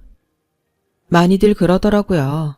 할머니라는 말에는 마법 같은 힘이 숨겨져 있는 것 같다고요. 단지 말하거나 생각했을 뿐인데 정겨운 고향 풍경을 떠올리게 하고 때로는 마음을 푸근하게 달래주기 마련이니까요. 특히나 저한테는 남들보다 더욱 향수 짙은 그 말이 바로 할머니예요. 기억도 남아있지 않은 아주 어린 나이에 친부모님을 여인 탓에 할머니 손에서 거의 평생을 자랐거든요. 그런 할머니마저 노환으로 돌아가시던 날에는 얼마나 가슴이 무너지던지 장례식장에서 울고 또 우는 제 모습을 보다 못한 어른들이 상주가 흔들리면 다른 사람들이 더 힘들어진다며 아무리 꾸짖고 이러다 쓰러질지도 모르니까 가서 수액이라도 한 대 맞고 오는 게 어떻겠냐며 아무리 권해봤자 그저 눈물만 하염없이 쏟아질 뿐이었죠. 세상 유일한 혈육이자 부모님이나 다름없는 할머니를 떠나보내고 나니 마음이 자꾸 헛헛해지더라고요. TV에서 웃기는 개그 프로그램이 나와도 풍경 좋은 곳으로 여행을 떠나보아도 좀처럼 달래지지도 않고 차마 떨쳐낼 수도 없는 허전함이었어요. 그 그리움이 너무 사무친 나머지 전국 식당 투어를 다니기 시작했어요. 친할머니가 직접 빚고 끓여주셨던 만둣국을 단 한 번만이라도 다시 맛보고 싶었으니까요. 세상을 떠난 할머니의 그림자를 음식을 통해 찾아다니고 있었던 거예요. 하지만 제 기대와는 다르게 만둣국에도 지역별로 개성이 전부 다르더라고요. 할머니의 만둣국, 그리고 밑반찬 솜씨와 비슷한 맛은 할머니와 함께 영원히 이 세상을 떠난 것만 같았는데요. 결국 딱 한 군데 찾아냈어요. 제 할머니가 주방에 생생히 살아계시는 것 같은 식당을요. 그곳은 지방 미식가들 사이에서는 암암리의 맛집으로 인정받아온 집인지 장사가 꽤나 잘 되는 식당이었어요. 비록 외딴 시골 구석에 자리에 있어도 단체석이 따로 있을 만큼 큰 매장에 서빙하는 직원분들 5이 늘 정신없이 일할 정도로 붐볐죠. 그곳에서 친할머니의 음식 그대로를 만나게 된 저는 차로 40분씩 걸리는 그 먼 거리를 오가며 하루 한 끼는 꼭 그 식당에서 먹었어요. 그리고 저 수육 주문 안 했는데요. 서비스입니다. 한우 수육을요? 밑반찬이나 차 같은 것도 아니고요. 네, 저희 음식을 너무 좋아하시는 것 같길래. 아, 네. 근데 저기요, 마음은 감사하지만 이런 거 함부로 막 주시고 그러면 문제 생기지 않을까요? 문제라뇨? 직원이 마음대로 서비스를 막 주고 그러다가 혹시라도. 괜찮아요. 여기 사장님이 우리 할머니고 제가 막내 손자거든요. 까짓거 막둥이가 연애 좀 해보겠다는데 말리는 할머니가 어딨겠냐고요. 네? 제가 방금 뭐라고 한 거죠? 못 들은 셈 쳐드릴게요. 대신 질문 하나만요. 주인 할머니라고 그러셨죠? 그럼 제가 맨날 먹었던 음식들도 할머니께서 만든 것들이겠네요? 당연하죠. 이제 그만 편하게 쉬셔라. 자식 손주들이 아무리 부탁을 해도 똥꼬집이세요. 식당은 주인장이 자리 비우는 순간 망해가는 거 순식간이라나 뭐라나. 전 할머니 편입니다. 굳이 따지자면 틀린 얘기 아니잖아요. 어르신들 평생 하는 일손 놓으면 갑자기 확 늙어버리는 것도 사실이고요. 그러니까 할머님께 잘해드리세요. 오래오래 행복하게 사셔야죠. 암튼 그래서 이 집 음식이 맛있었구나. 할머니들은 원래 그런 존재잖아요. 분명 고추장 딱 하나에 밥만 쓱쓱 비벼주셨는데도 꿀맛이고. 그쵸. 손주 입에서 배고프다는 말 한마디만 나오면 무슨 전쟁이라도 난 것처럼 발 동동 구르면서 주방으로 들어가시고. 제 말이요. 인연이 되려고 그랬던 걸까요? 식당 홀 매니저로 근무하고 있던 막내 손자와 전 덜컥 눈이 맞아버렸고 정신 차려보니 진지하게 결혼 얘기를 나누고 있더라고요. 맙소사, 결혼이라니. 나에게도 가족이 다시 생길 수 있다니. 저에겐 식구들이 없으니 시댁 어른들의 허락만 떨어지면 되었던 상황이었어요. 하지만 내심 마음 한구석이 불안했어요. 식당 덕분에 큰 부잣집이 되었다는 시댁과는 다르게 전 특별하게 내세울 것 하나 없는 그저 평범한 직장인에 불과했으니까요. 그러던 어느 날 집으로 한번 오라는 초대를 받은 저는 조마조마한 마음을 품은 채로 시댁으로 향했는데요. 반대라도 있지 않을까 싶었던 우려와는 다르게 저녁 밥상이 차려져 있더라고요. 소박한 가정식 스타일이었죠. 그리고 그 음식을 전부 손수 만든 사람은 시모도 손이 동서들도 아닌 시할머니였어요. 감격에 겨워있던 시할머니는 마치 친할머니가 돌아온 것과 같은 모습으로 말씀하셨어요. 우리 식당에서 매일 식사한다는 얘기 많이 들었어. 돌아가신 친할머니 음식이랑 맛이 너무 똑같아서요. 그래서 먹다 보면 꼭 집 거실에 앉아있는 것 같은 기분이라고나 할까요? 그래서 일부러 가정식 스타일로 차려봤어. 할머니를 그리워하는 만큼 집밥도 그리울 것 같길래. 식당에서 먹는 식사하고 집에서 먹는 집밥하고는 또 다른 느낌이잖니. 감사합니다. 감사합니다. 시할머니의 집밥은 친할머니를 떠나보낸 이후로 줄곧 한 번도 완벽하게 채워진 적 없었던 가슴속 구멍을 완전히 채워주었어요. 먹는 내내 눈물이 흘러내렸죠. 친할머니를 향한 추억과 시할머니가 보여주신 뜻밖의 환대에 대한 감사한 마음이 뒤엉킨 눈물이었어요. 그런 저를 포근하게 다독여주시는 시할머니의 눈시울도 눈물로 붉어져 있었죠. 얼마나 외롭고 쓸쓸했으면 만난 밥상을 앞에 두고 눈물까지 쏟아낼까. 나도 부모 잃어본 적 있어서 잘 알아. 다 이해한다. 하지만 이제 괜찮아. 더는 외로울 일 없을 거야. 우리가 너의 가족이 되어줄게. 그렇게 결혼을 하게 된 저는 신혼집을 따로 마련하는 대신에 시댁으로 들어갔어요. 요즘 시댁 살림 사는 처자 없다고는 하지만 저한테는 시할머니가 계시는 시댁이야말로 세상 최고의 보금자리였으니까요. 마냥 행복하기만 한 날들이었어요. 아침 일찍 식당 일을 나서는 시할머니를 배웅한 뒤에 출발하는 출근길도 행여 야근이라도 할라치면 거실에서 저를 기다리다 잠든 시할머니를 안아 이부자리에 뉘어드리는 일도, 그런 모든 일상들이 저에게는 안식이었어요. 그리고 그런 모든 순간 저는 시할머니에게 최선을 다했어요. 손주 며느리에서 며느리 세 글자를 뚝 떼어낸 마치 진짜 손주처럼요. 물론 시부모님께도 잘했고요.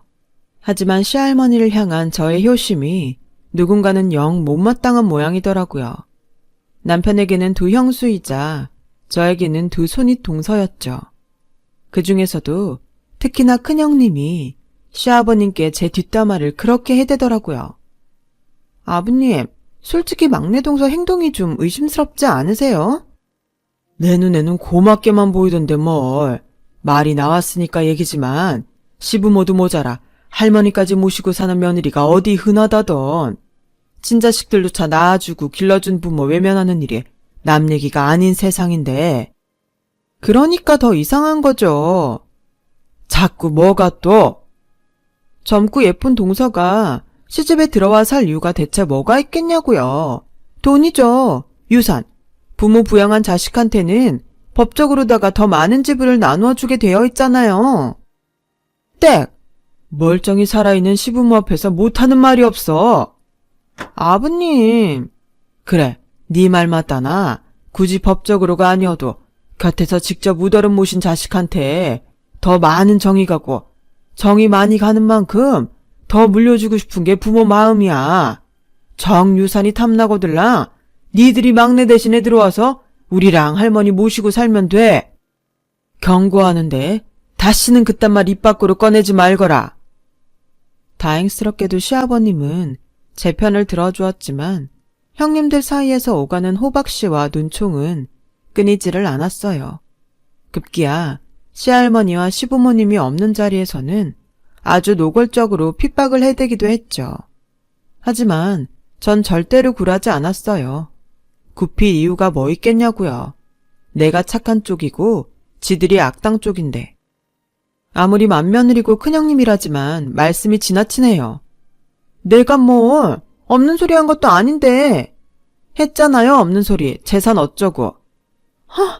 얘 눈 세모나게 뜨네. 이봐 동서. 손윗사람으로 충고 한마디 하겠는데 깨끗한 척 좀 그만해. 막말로다가 젊은 여자가 왜 굳이 시댁에 눌러 앉아가지고 왜 이런 고생을 자처하겠어? 돈밖에 더 있냐고. 시할머니랑 시부모님 모시고 산답시고 여우질이나 해가면서 나중에 유산 혼자 다 처먹으려는 속셈. 일종의 장기 투자랄까? 하기사 시댁 정도 식당이면 인생 걸고 장기 투자 한번 해볼 법도 하겠네. 어머, 그거 혹시 경험담인가요? 뭐? 묘사가 너무 리얼하길래. 아무튼 간에 요즘 것들은 버르장머리가 아주. 저기요 형님, 우리 나이 차이 10년이 안 나거든요. 피차 거기서 거기 똑같은 세대인데 요즘 것들은 무슨. 아, 형님들이 좀 많이 노안이기는 해요. 그쵸? 야! 분명하게 말해두는데 우린 유산 그딴 거 관심 없으니까 큰아들 작은아들 둘이서 지져먹든 갈라먹든 알아서들 하세요. 단 한 번만 더 저를 두고 이상한 소리하고 다니면 그땐 기대해보자고요. 과연 세상이 누구 편을 들어줄지. 말문이 턱 막힌 채로 허공을 향해 헛웃음만 터뜨리는 동서들의 꼬라지가 어찌나 우습고 통쾌하던지요. 아무리 뒤에서 씹어대고 핍박을 해봤자 지들은 제 싸움 상대가 되지를 않는다는 걸 전혀 모른다는 눈치였어요.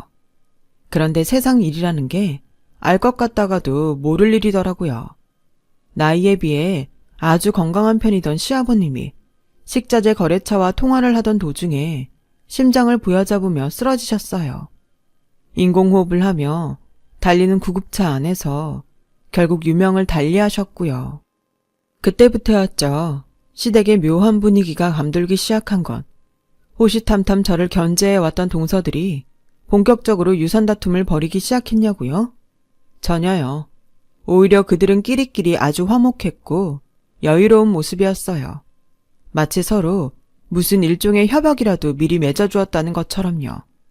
알고 보니까 제가 미루어 짐작했던 그 협약이 진짜로 존재하더라고요. 미망이 된 신무 사후에 저 빼놓고 모든 유산을 동선의 집들끼리 공평하게 나눠 갖기로 한 협약이요. 뭐 좋아요. 평생을 가난하게 살아와서 그런지 몰라도 유산? 아무래도 상관없었고 애초에 관심조차 없었어요. 핵심은 그 협약의 주동자가 누구인가 하는 문제일 뿐이었죠. 결론부터 말씀드리자면 시아버님의 장례를 마치고 채 며칠이 지나지 않아 저와 남편은 시댁에서 쫓겨났어요. 저희끼리 분가해서 행복하게 살라는 배려가 아니라 너희는 이제 남남이니 나가서 따로 살라는 통보였죠. 말하자면 의절이요. 잘못이라고는 눈꼽만큼도 저지르지 않은 저희 부부를 내쫓은 사람은 다름 아닌 시모였어요. 그동안 저를 음해해왔던 동서들의 행동을 뒤에서 조종해왔던 사람도 시모였고 시모 사후에 시댁의 모든 재산을 저희 부부는 쏙 빼고 동선의 집들끼리 나누자는 협약의 주동자 또한 시모였어요. 도무지 그런 상황을 이해할 수 없었던 저는 시모에게 따져 물었어요. 함께 살면서 저희가 할머님과 어머님께 큰 실수라도 했나요? 실수한 거 없다? 아니면 혹시 처음부터 결혼을 반대하시는 입장이셨나요? 제가 특별히 내세울 것도 없고 친정도 없는 처지라서요? 나 그런 걸로 차별하는 사람 아니다. 그럼 대체 왜요? 잘못도 없었다. 제가 못마땅한 것도 아니다. 근데 왜 쫓아내려는 거냐고요? 네가 아니라 네 남편을 쫓아내려는 거야. 네? 아들 둘은 다 나를 닮아서 다행이지만 네 남편은 너 그 시할매 얼굴을 꼭 빼다 박았거든. 얼굴만 빼다 박았게 말투며 표정이며 하는 생각과 행동마저도 시할매 판박이지. 그게 무슨 말씀이세요? 신랑이 시할머니 손자니까 당연히 닮을 수도 있는. 어머님, 혹시 아니죠? 그래, 아니다. 셋 다 내 배 아파 낳은 아들 맞고 네 시아버지 핏줄 맞어. 하지만 여지껏 키우면 키울수록 시할매 닮아가는 네 신랑의 모습을 마주할 때마다 소름이 돋았던 것도 사실이다. 죽은 남편 눈치 보느라 표현을 못해왔을 뿐이지. 시모는 시할머니를 무슨 철천지 원수처럼 원망하는 마음을 평생을 숨겨가며 살아왔어요. 시모가 막 결혼한 세대길 적이 있었던 사건 때문인데요. 시모의 친정아버지가 아주 깊은 밤중에 반쯤 술에 취해 찾아와서는 대뜸 큰 돈을 빌려달라고 한 적이 있었대요. 그때 시할머니는 아주 호되게 호통치며 단 한 푼도 내어줄 수 없다며 단호하게 거절했고요. 왜냐면 시모의 친정아버지는 노름꾼이었으니까요. 깊은 밤중에 술 마시고 찾아온 꼴을 보아하니 돈 몇 푼이나마 쥐어주었다가는 또 화투판을 기웃거릴 것이 뻔한 상황이었으니까요. 그래서 더 단호하게 거절할 수밖에요. 그런데 하필이면 그날 마침 술도 마셨겠다.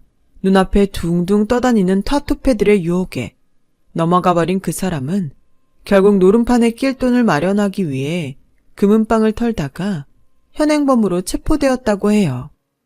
그래서 시할머니에게 돈을 빌려달라고 요구하던 그 사람의 모습이 시모가 본 마지막 친정아버지의 모습이 되고야 말았어요. 시모는 일수꾼 빚쟁이들의 감시가 무서워 교도소 면회도 가보지 못했고 그 사람은 출소 즉시 위험한 빚쟁이들의 추격을 피해 어느 외딴 섬으로 숨어들었다가 결국 혼자 외롭게 객사하는 처지가 되어버렸던 까닭이었죠. 저로서는 도무지 이해할 수 없는 원망이었지만 시모에게는 친정 아버지가 시할머니와 관련되어 시작된 사건으로 인해 돌아가셨다 라는 단순한 현실만이 중요한 모양이었어요. 왜 피는 물보다 진하고 팔은 안으로 굽는 법이라잖아요. 그런 생각들이 시모의 눈을 가리고 마음을 엉뚱한 적개심으로 채워버린 거죠. 그래서 결국 시모는 노름꾼들이 댁에 맞이하는 비참한 결말에 대해서도 노름빚은 빌려주는 거 아니라는 상식도 시할머니에게는 아무런 잘못도 없다는 사실조차 제대로 바라보지 못한 채로 수십 년을 원망하며 살아왔던 거고요. 그런 사연들을 알게 되자 저에게는 아주 큰 걱정이 날아들었어요. 한 통 속인 시모와 동서들 속에 혼자 남겨질 시할머니 걱정이었죠. 좋아요. 나가서 살게요. 피차 얼굴 맞대고 살아봤자 좋은 꼴 못 보고 살 것 같으니까. 대신 조건이 있어요. 할머니는 저희가 모실게요. 얘, 너 보기보다 야망이 크구나. 그러는 어머님은 망상이 지나친 편이고요. 그냥 효도하겠다는 걸 가지고 무슨 야망식이나. 다 꼬부라지 노인네? 앞으로 살면 얼마나 산다고. 어머님. 데려가는 건 허락하마. 어차피 꼴도 보기 싫은 노인네 이참에 치워버리면 나야 좋은 일이니까. 대신 노인네 앞으로 있는 식당이며 재산들 한 푼도 건드리지 않겠다 약속하고 데려가. 노인네 죽고 나면 친정아버지가 당한 일에 대한 피해보상 차원에서라도 내 그 돈 전부 가져가야겠으니까. 그러죠. 어차피 유산 보고 할머니 모시는 건 아니니까. 하지만 당신을 모시고자 한다는 뜻을 밝힌 저희 부부에게 시할머니가 생전 처음 역정을 내며 말씀하시길. 여기가 내 집인데 가긴 어딜 가? 잘 알죠. 하지만 이게 다 할머니를 위해서예요. 시어머니가 할머니한텐 어떤 마음을 품고 사는지 벌써 몇 번씩이나 말씀드렸잖아요. 그니까 저희랑 가세요. 네? 일 없다 이거사. 꼴 보기도 싫으니까는 이 길로 썩 나가서 다시는 코빼기도 비추지 말거라. 돌변한 시할머니의 모습은 큰 충격이었어요. 대체 뭐가 어디서부터 어떻게 꼬여버린 상황인지 도무지 이해할 수가 없는 일이었죠. 그렇게 저희 부부는 결국 시할머니를 모셔오지도 못한 채로 시댁에서 쫓겨나고야 말았고 저는 한동안 또다시 허전한 날들을 보내야만 했어요. 다행히도 친할머니를 잃었던 때와는 다르게 제 곁에는 남편이 있어준 덕분에 아주 조금씩이나마 허전함을 이겨나갈 수 있었는데요. 그로부터 몇 달 뒤 매섭게 춥던 겨울 직장 업무차 법원에 서류를 떼러 방문했던 저는 누군가와 부딪히고야 말았어요. 그 바람에 누군가의 손에 들려있던 서류가 바닥에 쏟아졌어요. 입으로 연신 죄송하다고 사과하면서 그 서류를 주워주다 보니까 성년 후견인 판결이 확정되었다는 서류더라고요. 바로 그 순간 누군가에게 서류를 건네던 저는 사색이 되고야 말았어요. 누군가는 시모였고 제가 주워 건넨 서류는 시모를 할머니의 성년 후견인으로 지정한다는 서류였으니까요. 성년 후견인 지정 사유가 제 억장을 무너뜨리고야 말았어요. 치매 걸리셨어요, 할머니가? 그렇다더구나. 덕분에 나만 논았고. 너도 알지? 내가 노인네 성년 후견이 된 그 순간부터 그 인간 재산 전부가 사실상 내 돈과 다름이 없어진다는 거. 덕분에 나야 논았지. 송장 치르기 전에 사실상 상속부터 받은 셈이니까 상속세도 한 푼 없지. 됐고요. 할머니는요? 괜찮죠? 많이 심한 건 아니죠? 괜찮으면 법원이 성년 후견인 신청을 받아줬겠니? 그때 시모의 표독스러운 표정을 바라보며 저는 형언할 수 없는 불안감에 휩싸였어요. 그 즉시 시댁으로 달려갔고 아니나 다를까 시할머니는 누구의 보호도 받지 못한 채로 방치되어 있더라고요. 다시 떠올리는 것만으로도 눈물이 쏟아지네요. 어쨌든 격분한 저는 급히 시할머니를 따뜻한 저희 집으로 모시고 난 뒤에야 시모에게 쳐들어가 한바탕 뒤집어 놨어요. 당신이 이러고도 사람이야? 짐승도 이렇게는 안 해. 노인네가 스스로 저지른 죄값 그거 전부 돌려받고 있는 셈 치자꾸나? 무슨 죄값? 노름꾼한테 돈 안 대준 거? 아님 세상 딱 하나 있는 며느리가 자기 엉뚱하게 원망하는 줄도 모르고 평생을 자상하게 대해주었던 거? 할머니가 대체 뭘 잘못했냐고 뭘. 남의 아버지를 죽음으로 몰아넣고도 지금까지 목숨줄 부지한 죄.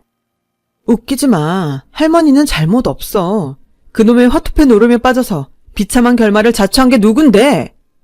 그러자 시모가 저의 뺨을 쫙 때렸어요. 가만히 있을 수 없던 저도 시모를 향해 손을 휘둘렀지만 제 손이 시모의 뺨을 때리기 직전에 멈추었죠. 그리고 말했어요. 당신이랑 똑같은 행동은 하기 싫어서 참아주는 줄이나 알아. 난 우리 할머니 모시면서 평생 사람답게 살 테니까. 당신은 계속 그딴 식으로 살아봐 어디. 계속 짐승으로 살아보라고. 그리고 기대할게. 당신 말 맞다나 그쪽이 저지른 죄값 반드시 돌려받는 모습을 보고 말 거야. 그렇게 저희 부부는 치매 시할머니를 모시고 살기 시작했어요. 처음에 저희가 모시고 나오겠다고 했던 날에 왜 그렇게 모질게 저희를 외면했는지 묻고 싶은 마음은 굴뚝 같았지만 천진난만한 어린 아이가 되어버린 시할머니한테서 대답을 듣기에는 무리였고 무엇보다 그런 건 중요하지 않았어요. 시할머니가 여전히 제 할머니고 제가 여전히 할머니의 손주라는 사실이 그저 감사할 따름이었죠. 하지만 치매 병수발은 듣던 대로 만만하지가 않더라고요. 특히나 평생을 음식을 하며 살아온 시할머니는 수시로 주방 소꿉놀이를 하는 어린이가 되었는데요.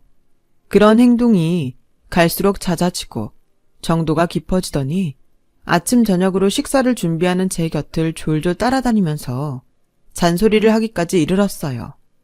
또한 직장생활과 치매 병수발을 동시에 해내느라 갈수록 파김치가 되어가는 저를 새벽같이 깨워 마실을 나가자고 졸라대는 행동이 하루 이틀 건너 일상이 되었어요. 그때마다 시할머니는 새벽 도매시장으로 저희 부부를 이끌었고 군데군데 도매상에 불쑥 들어가서는 요크루트 하나 얻어먹고 나오기 일쑤였죠.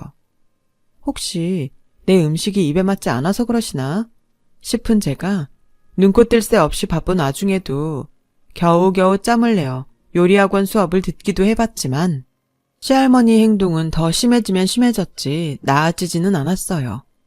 그런데 제 고민을 들어주던 요리학원 선생님이 뜻밖의 말을 꺼내더라고요. 어머, 그거 식당 물려주시려는 것 같은데? 아마 아닐걸요? 어차피 할머니가 계속 치매고 시모가 계속 할머니 후견인인 이상 아무리 물려주고 싶어도 사실상 방법이 없기도 하고요. 식당을 물려준다는 건 식당 건물과 간판을 물려준다는 뜻이 아니에요. 식당에 음식을 내리물림하는 게 진짜 식당을 물려주는 거지. 아침마다 도매시장 돌아다니는 것만 해도 그래요. 좋은 식자재를 좋은 값에 거래할 거래처를 찾고 유지하는 게 식당에 있어서 얼마나 중요한데요. 그걸 가르쳐 주시겠다는 거잖아요. 곰곰이 생각해보니 요리학원 선생님의 말이 전부 맞더라고요. 요리하는 제 곁에 착 달라붙어서 마치 주방 소꿉놀이인 양 해댔던 잔소리는 제 음식이 입에 맞지 않아서가 아니었어요. 할머니 당신을 큰 부자로 만들어주었던 식당의 레시피를 전수해 주려던 것이었죠. 새벽까지 찾아가서는 요크루트 하나 얻어먹고 나오던 도매상들은 전부 식당의 거래처였고요. 모든 걸 알게 되는 순간 시할머니를 보살피며 피곤함을 느꼈던 저 스스로가 창피해지더군요. 시할머니의 행동에 조금만 더 관심을 기울였다면 아무 인연도 없는 도매상 주인들이 할머니에게 요구르트를 대접할 이유가 없을 테니까요. 모든 사실을 알게 된 저는 울며 불며 시할머니를 향해 달려갔고, 마침 제정신이 돌아와 있던 참인 시할머니가 저를 꼭 안아주며 말씀하셨어요. 내가 언제 또 정신이 돌아올지 몰라서 기회 있을 때 전화마. 그날 모셔가겠다는 너희를 외면했던 말은 진심이 아니었어. 그때 이미 난 내가 어쩌면 노망이 났을지도 모른다는 사실을 어렴풋이 직감하고 있었단다. 그래서 너희를 내몰았던 거야. 우리 귀한 손주 며느리가 노망난 노인네 곁에 들러붙어서 괜히 고생이나 하며 살까봐. 한참 어리고 예쁜 시절 할미한테 저당 잡혀서 몽땅 잃어버릴까봐. 그게 너무 무서웠어. 스스로를 짐처럼 말씀하시지 마세요. 할머니가 좋아서 그래서 모시고 싶은 거니까요. 할머니랑 오래오래 행복하게 지내고 싶은 마음, 저 그거 진심이라고요. 고맙다. 고마워. 제가 감사할 일이죠. 할머니 손주로 살아갈 수 있어서. 때맞춰 시할머니는 다시 어린이로 돌아가셨어요. 하지만 그날 이후로는 할머니를 모시는 일이 전혀 피곤하지 않더라고요. 되려 세상 살아가는 힘이 되었죠. 그러는 한편으로 시할머니의 주방 소꿉장난 요리 교육은 계속 이어졌고, 오래지 않아 저희 부부는 퇴직금과 대출금을 싹싹 긁어 모아 시할머니의 식당을 잇는 작은 음식점을 내었어요. 그렇게 몇 년이라는 시간이 치열하게 흘러갔어요. 시할머니 덕분에 크게 성공한 저희 부부는 상가 건물을 하나 올렸어요. 그리고는 새 건물에 확장 입주하게 될 식당을 위한 주방 정직원 모집 공고를 내었죠. 면접을 순조롭게 마친 저희 부부가 사무실 문을 막 나서는데 마침 급히 달려온 누군가가 저희 부부의 발에 납작 엎드려 머리를 조아리더라고요. 과거의 기세 따위는 간데없이 초라한 행색으로 나타난 시모와 동서들이었죠. 시할머니의 성년 후견인 자격으로 오직 물질적 재산, 그러니까 식당 건물과 돈만을 사실상 갈취하다시피 거머쥔 시모는 지난 몇 년 사이에 확 몰락하고야 말았어요. 시할머니의 식당을 확장하면 돈을 더 벌 수 있으리라는 착각에 빠져서 이를 무리하게 키웠고, 동서들에게도 분점들을 내주었고요. 하지만 그들은 몰랐어요. 음식점이란 주인이 주방을 비우는 순간 이미 망한 것이나 다름없다는 사실을 말이죠. 시모와 동서들이 주방 아줌마들만 믿고 강원랜드를 오가며 사치를 부리는 사이 본점과 분점 모두의 평가는 나락으로 떨어졌고 결국 폐업 수순을 맞이했어요. 폐업하는 과정에서 많은 빚까지 생겨버린 탓에 이 일 저 일 전전하다가 다시는 안 볼 것처럼 내쫓았던 저희 부부한테까지 찾아오게 되었고요. 인생 통으로 말아먹었다는 얘기는 들어서 알고 있었지만 이 정도까지 떨어질 줄은 몰랐네요. 그러게나 말이다. 세상 일이 이렇게 될 줄 난들 알았겠니? 글쎄요. 난 당신들이 무작정 식당 확장하고 분점까지 내고 흥청망청 놀러다닐 때 이런 결말 미리 예상했는데? 할머니가 저 결혼하기 전에 남편한테 했던 이야기가 있어요. 식당은 주인이 자리 비우는 순간 망해 나가는 거 순식간이라고. 그런 게 삶의 지혜와 노하우죠. 성년 후견일이랍시고 할머니 재산 싹 날려먹은 파렴치한 짓거리가 아니라. 그래, 축하한다. 성공한 거 아주 많이 축하해. 그래서 말인데. 괜히 뜸들이지 말고 얼른 말해요. 식자재 납품 시간이라 바빠요. 하나하나 직접 검수하고 물건 받거든. 먹고 살게 한 번만 도와주렴. 뭘 어떡해요. 분점 하나만 내줘. 실패는 성공의 어머니라잖니? 이번에는 반드시 성공시킬 수 있고 매달 수익의 30%, 아니 절반씩 너희한테 떼어주마. 와, 내가 평생 그딴 식으로 살아보라고 했다고 그걸 진짜로 이딴 식으로 평생을 살아버리네. 이봐요 아줌마. 뭐? 아줌마? 그래요 아줌마. 순서가 좀 바뀌었다고 생각하지 않아요? 반성하고 사과하는 모습이 먼저 아니냐고. 사과하고 있잖아. 무릎 꿇고 손도 싹싹 빌잖니. 반성의 의미로. 뭘 잘못했길래 사과하고 반성해야 할까요? 내가 대신 대답해봐? 시할머니한테 그런 짓 한 거. 그니까 사과를 할 거면 할머니 앞에서 제대로 해. 내가 왜? 노망나서 앞가림도 제대로 못하는 노인네한테 뭐하러? 내가 이래서 당신을 짐승이라고 하는 거야. 도저히 사람이라고는 생각해 줄 수가 없어서. 이게? 그래, 나 망했고 너 돈 많다. 이제 속 시원하니? 한 가족한테 갑질을 해놓고 그러고 나니까 속이 시원해. 이쯤 되면 차라리 고마울 지경이네. 일말의 동정심조차 품지 않게 만들어줘서. 이쯤에서 마무리 짓죠.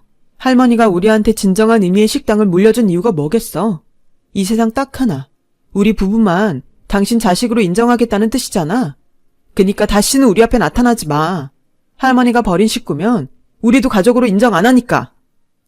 그제야 사태를 파악한 시모와 동서들이 바짓가랑이를 붙잡고 늘어지더라고요. 전 그러거나 말거나 유유히 자리를 떴고요. 그들의 손을 사뿐히 지려밟고 가줄까 하는 생각이 살짝 들었지만 참았어요. 시모와 동서들처럼 짐승 같은 행동을 하고 살고 싶지는 않았으니까요. 제가 그래버렸다는 걸 알게 되면 시할머니가 많이 속상하실 테니까요. 저희는 모든 것이 행복해요. 새로 올린 저희의 건물의 확장한 식당도 비록 사소한 일 하나하나 직접 눈으로 확인하고 책임지는 바람에 몸은 고되고 힘들지만 고객 만족도는 더더욱이 높아져 가고 있어요. 그만큼 장사가 잘 되는 건 덤이기도 하고요.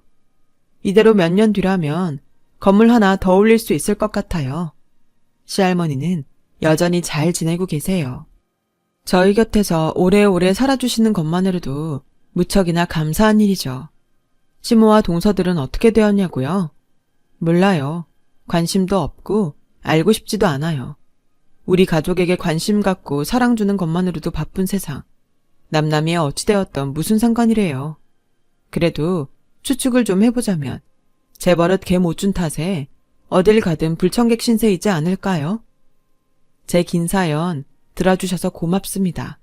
여러분, 건강이 최고입니다. 모두 건강하세요. 여러분, 사연 댓글에 응원과 현명한 조언 부탁드려요. 좋아요와 구독은 저에게 큰 힘이 됩니다. 오늘도 좋은 일 가득하세요.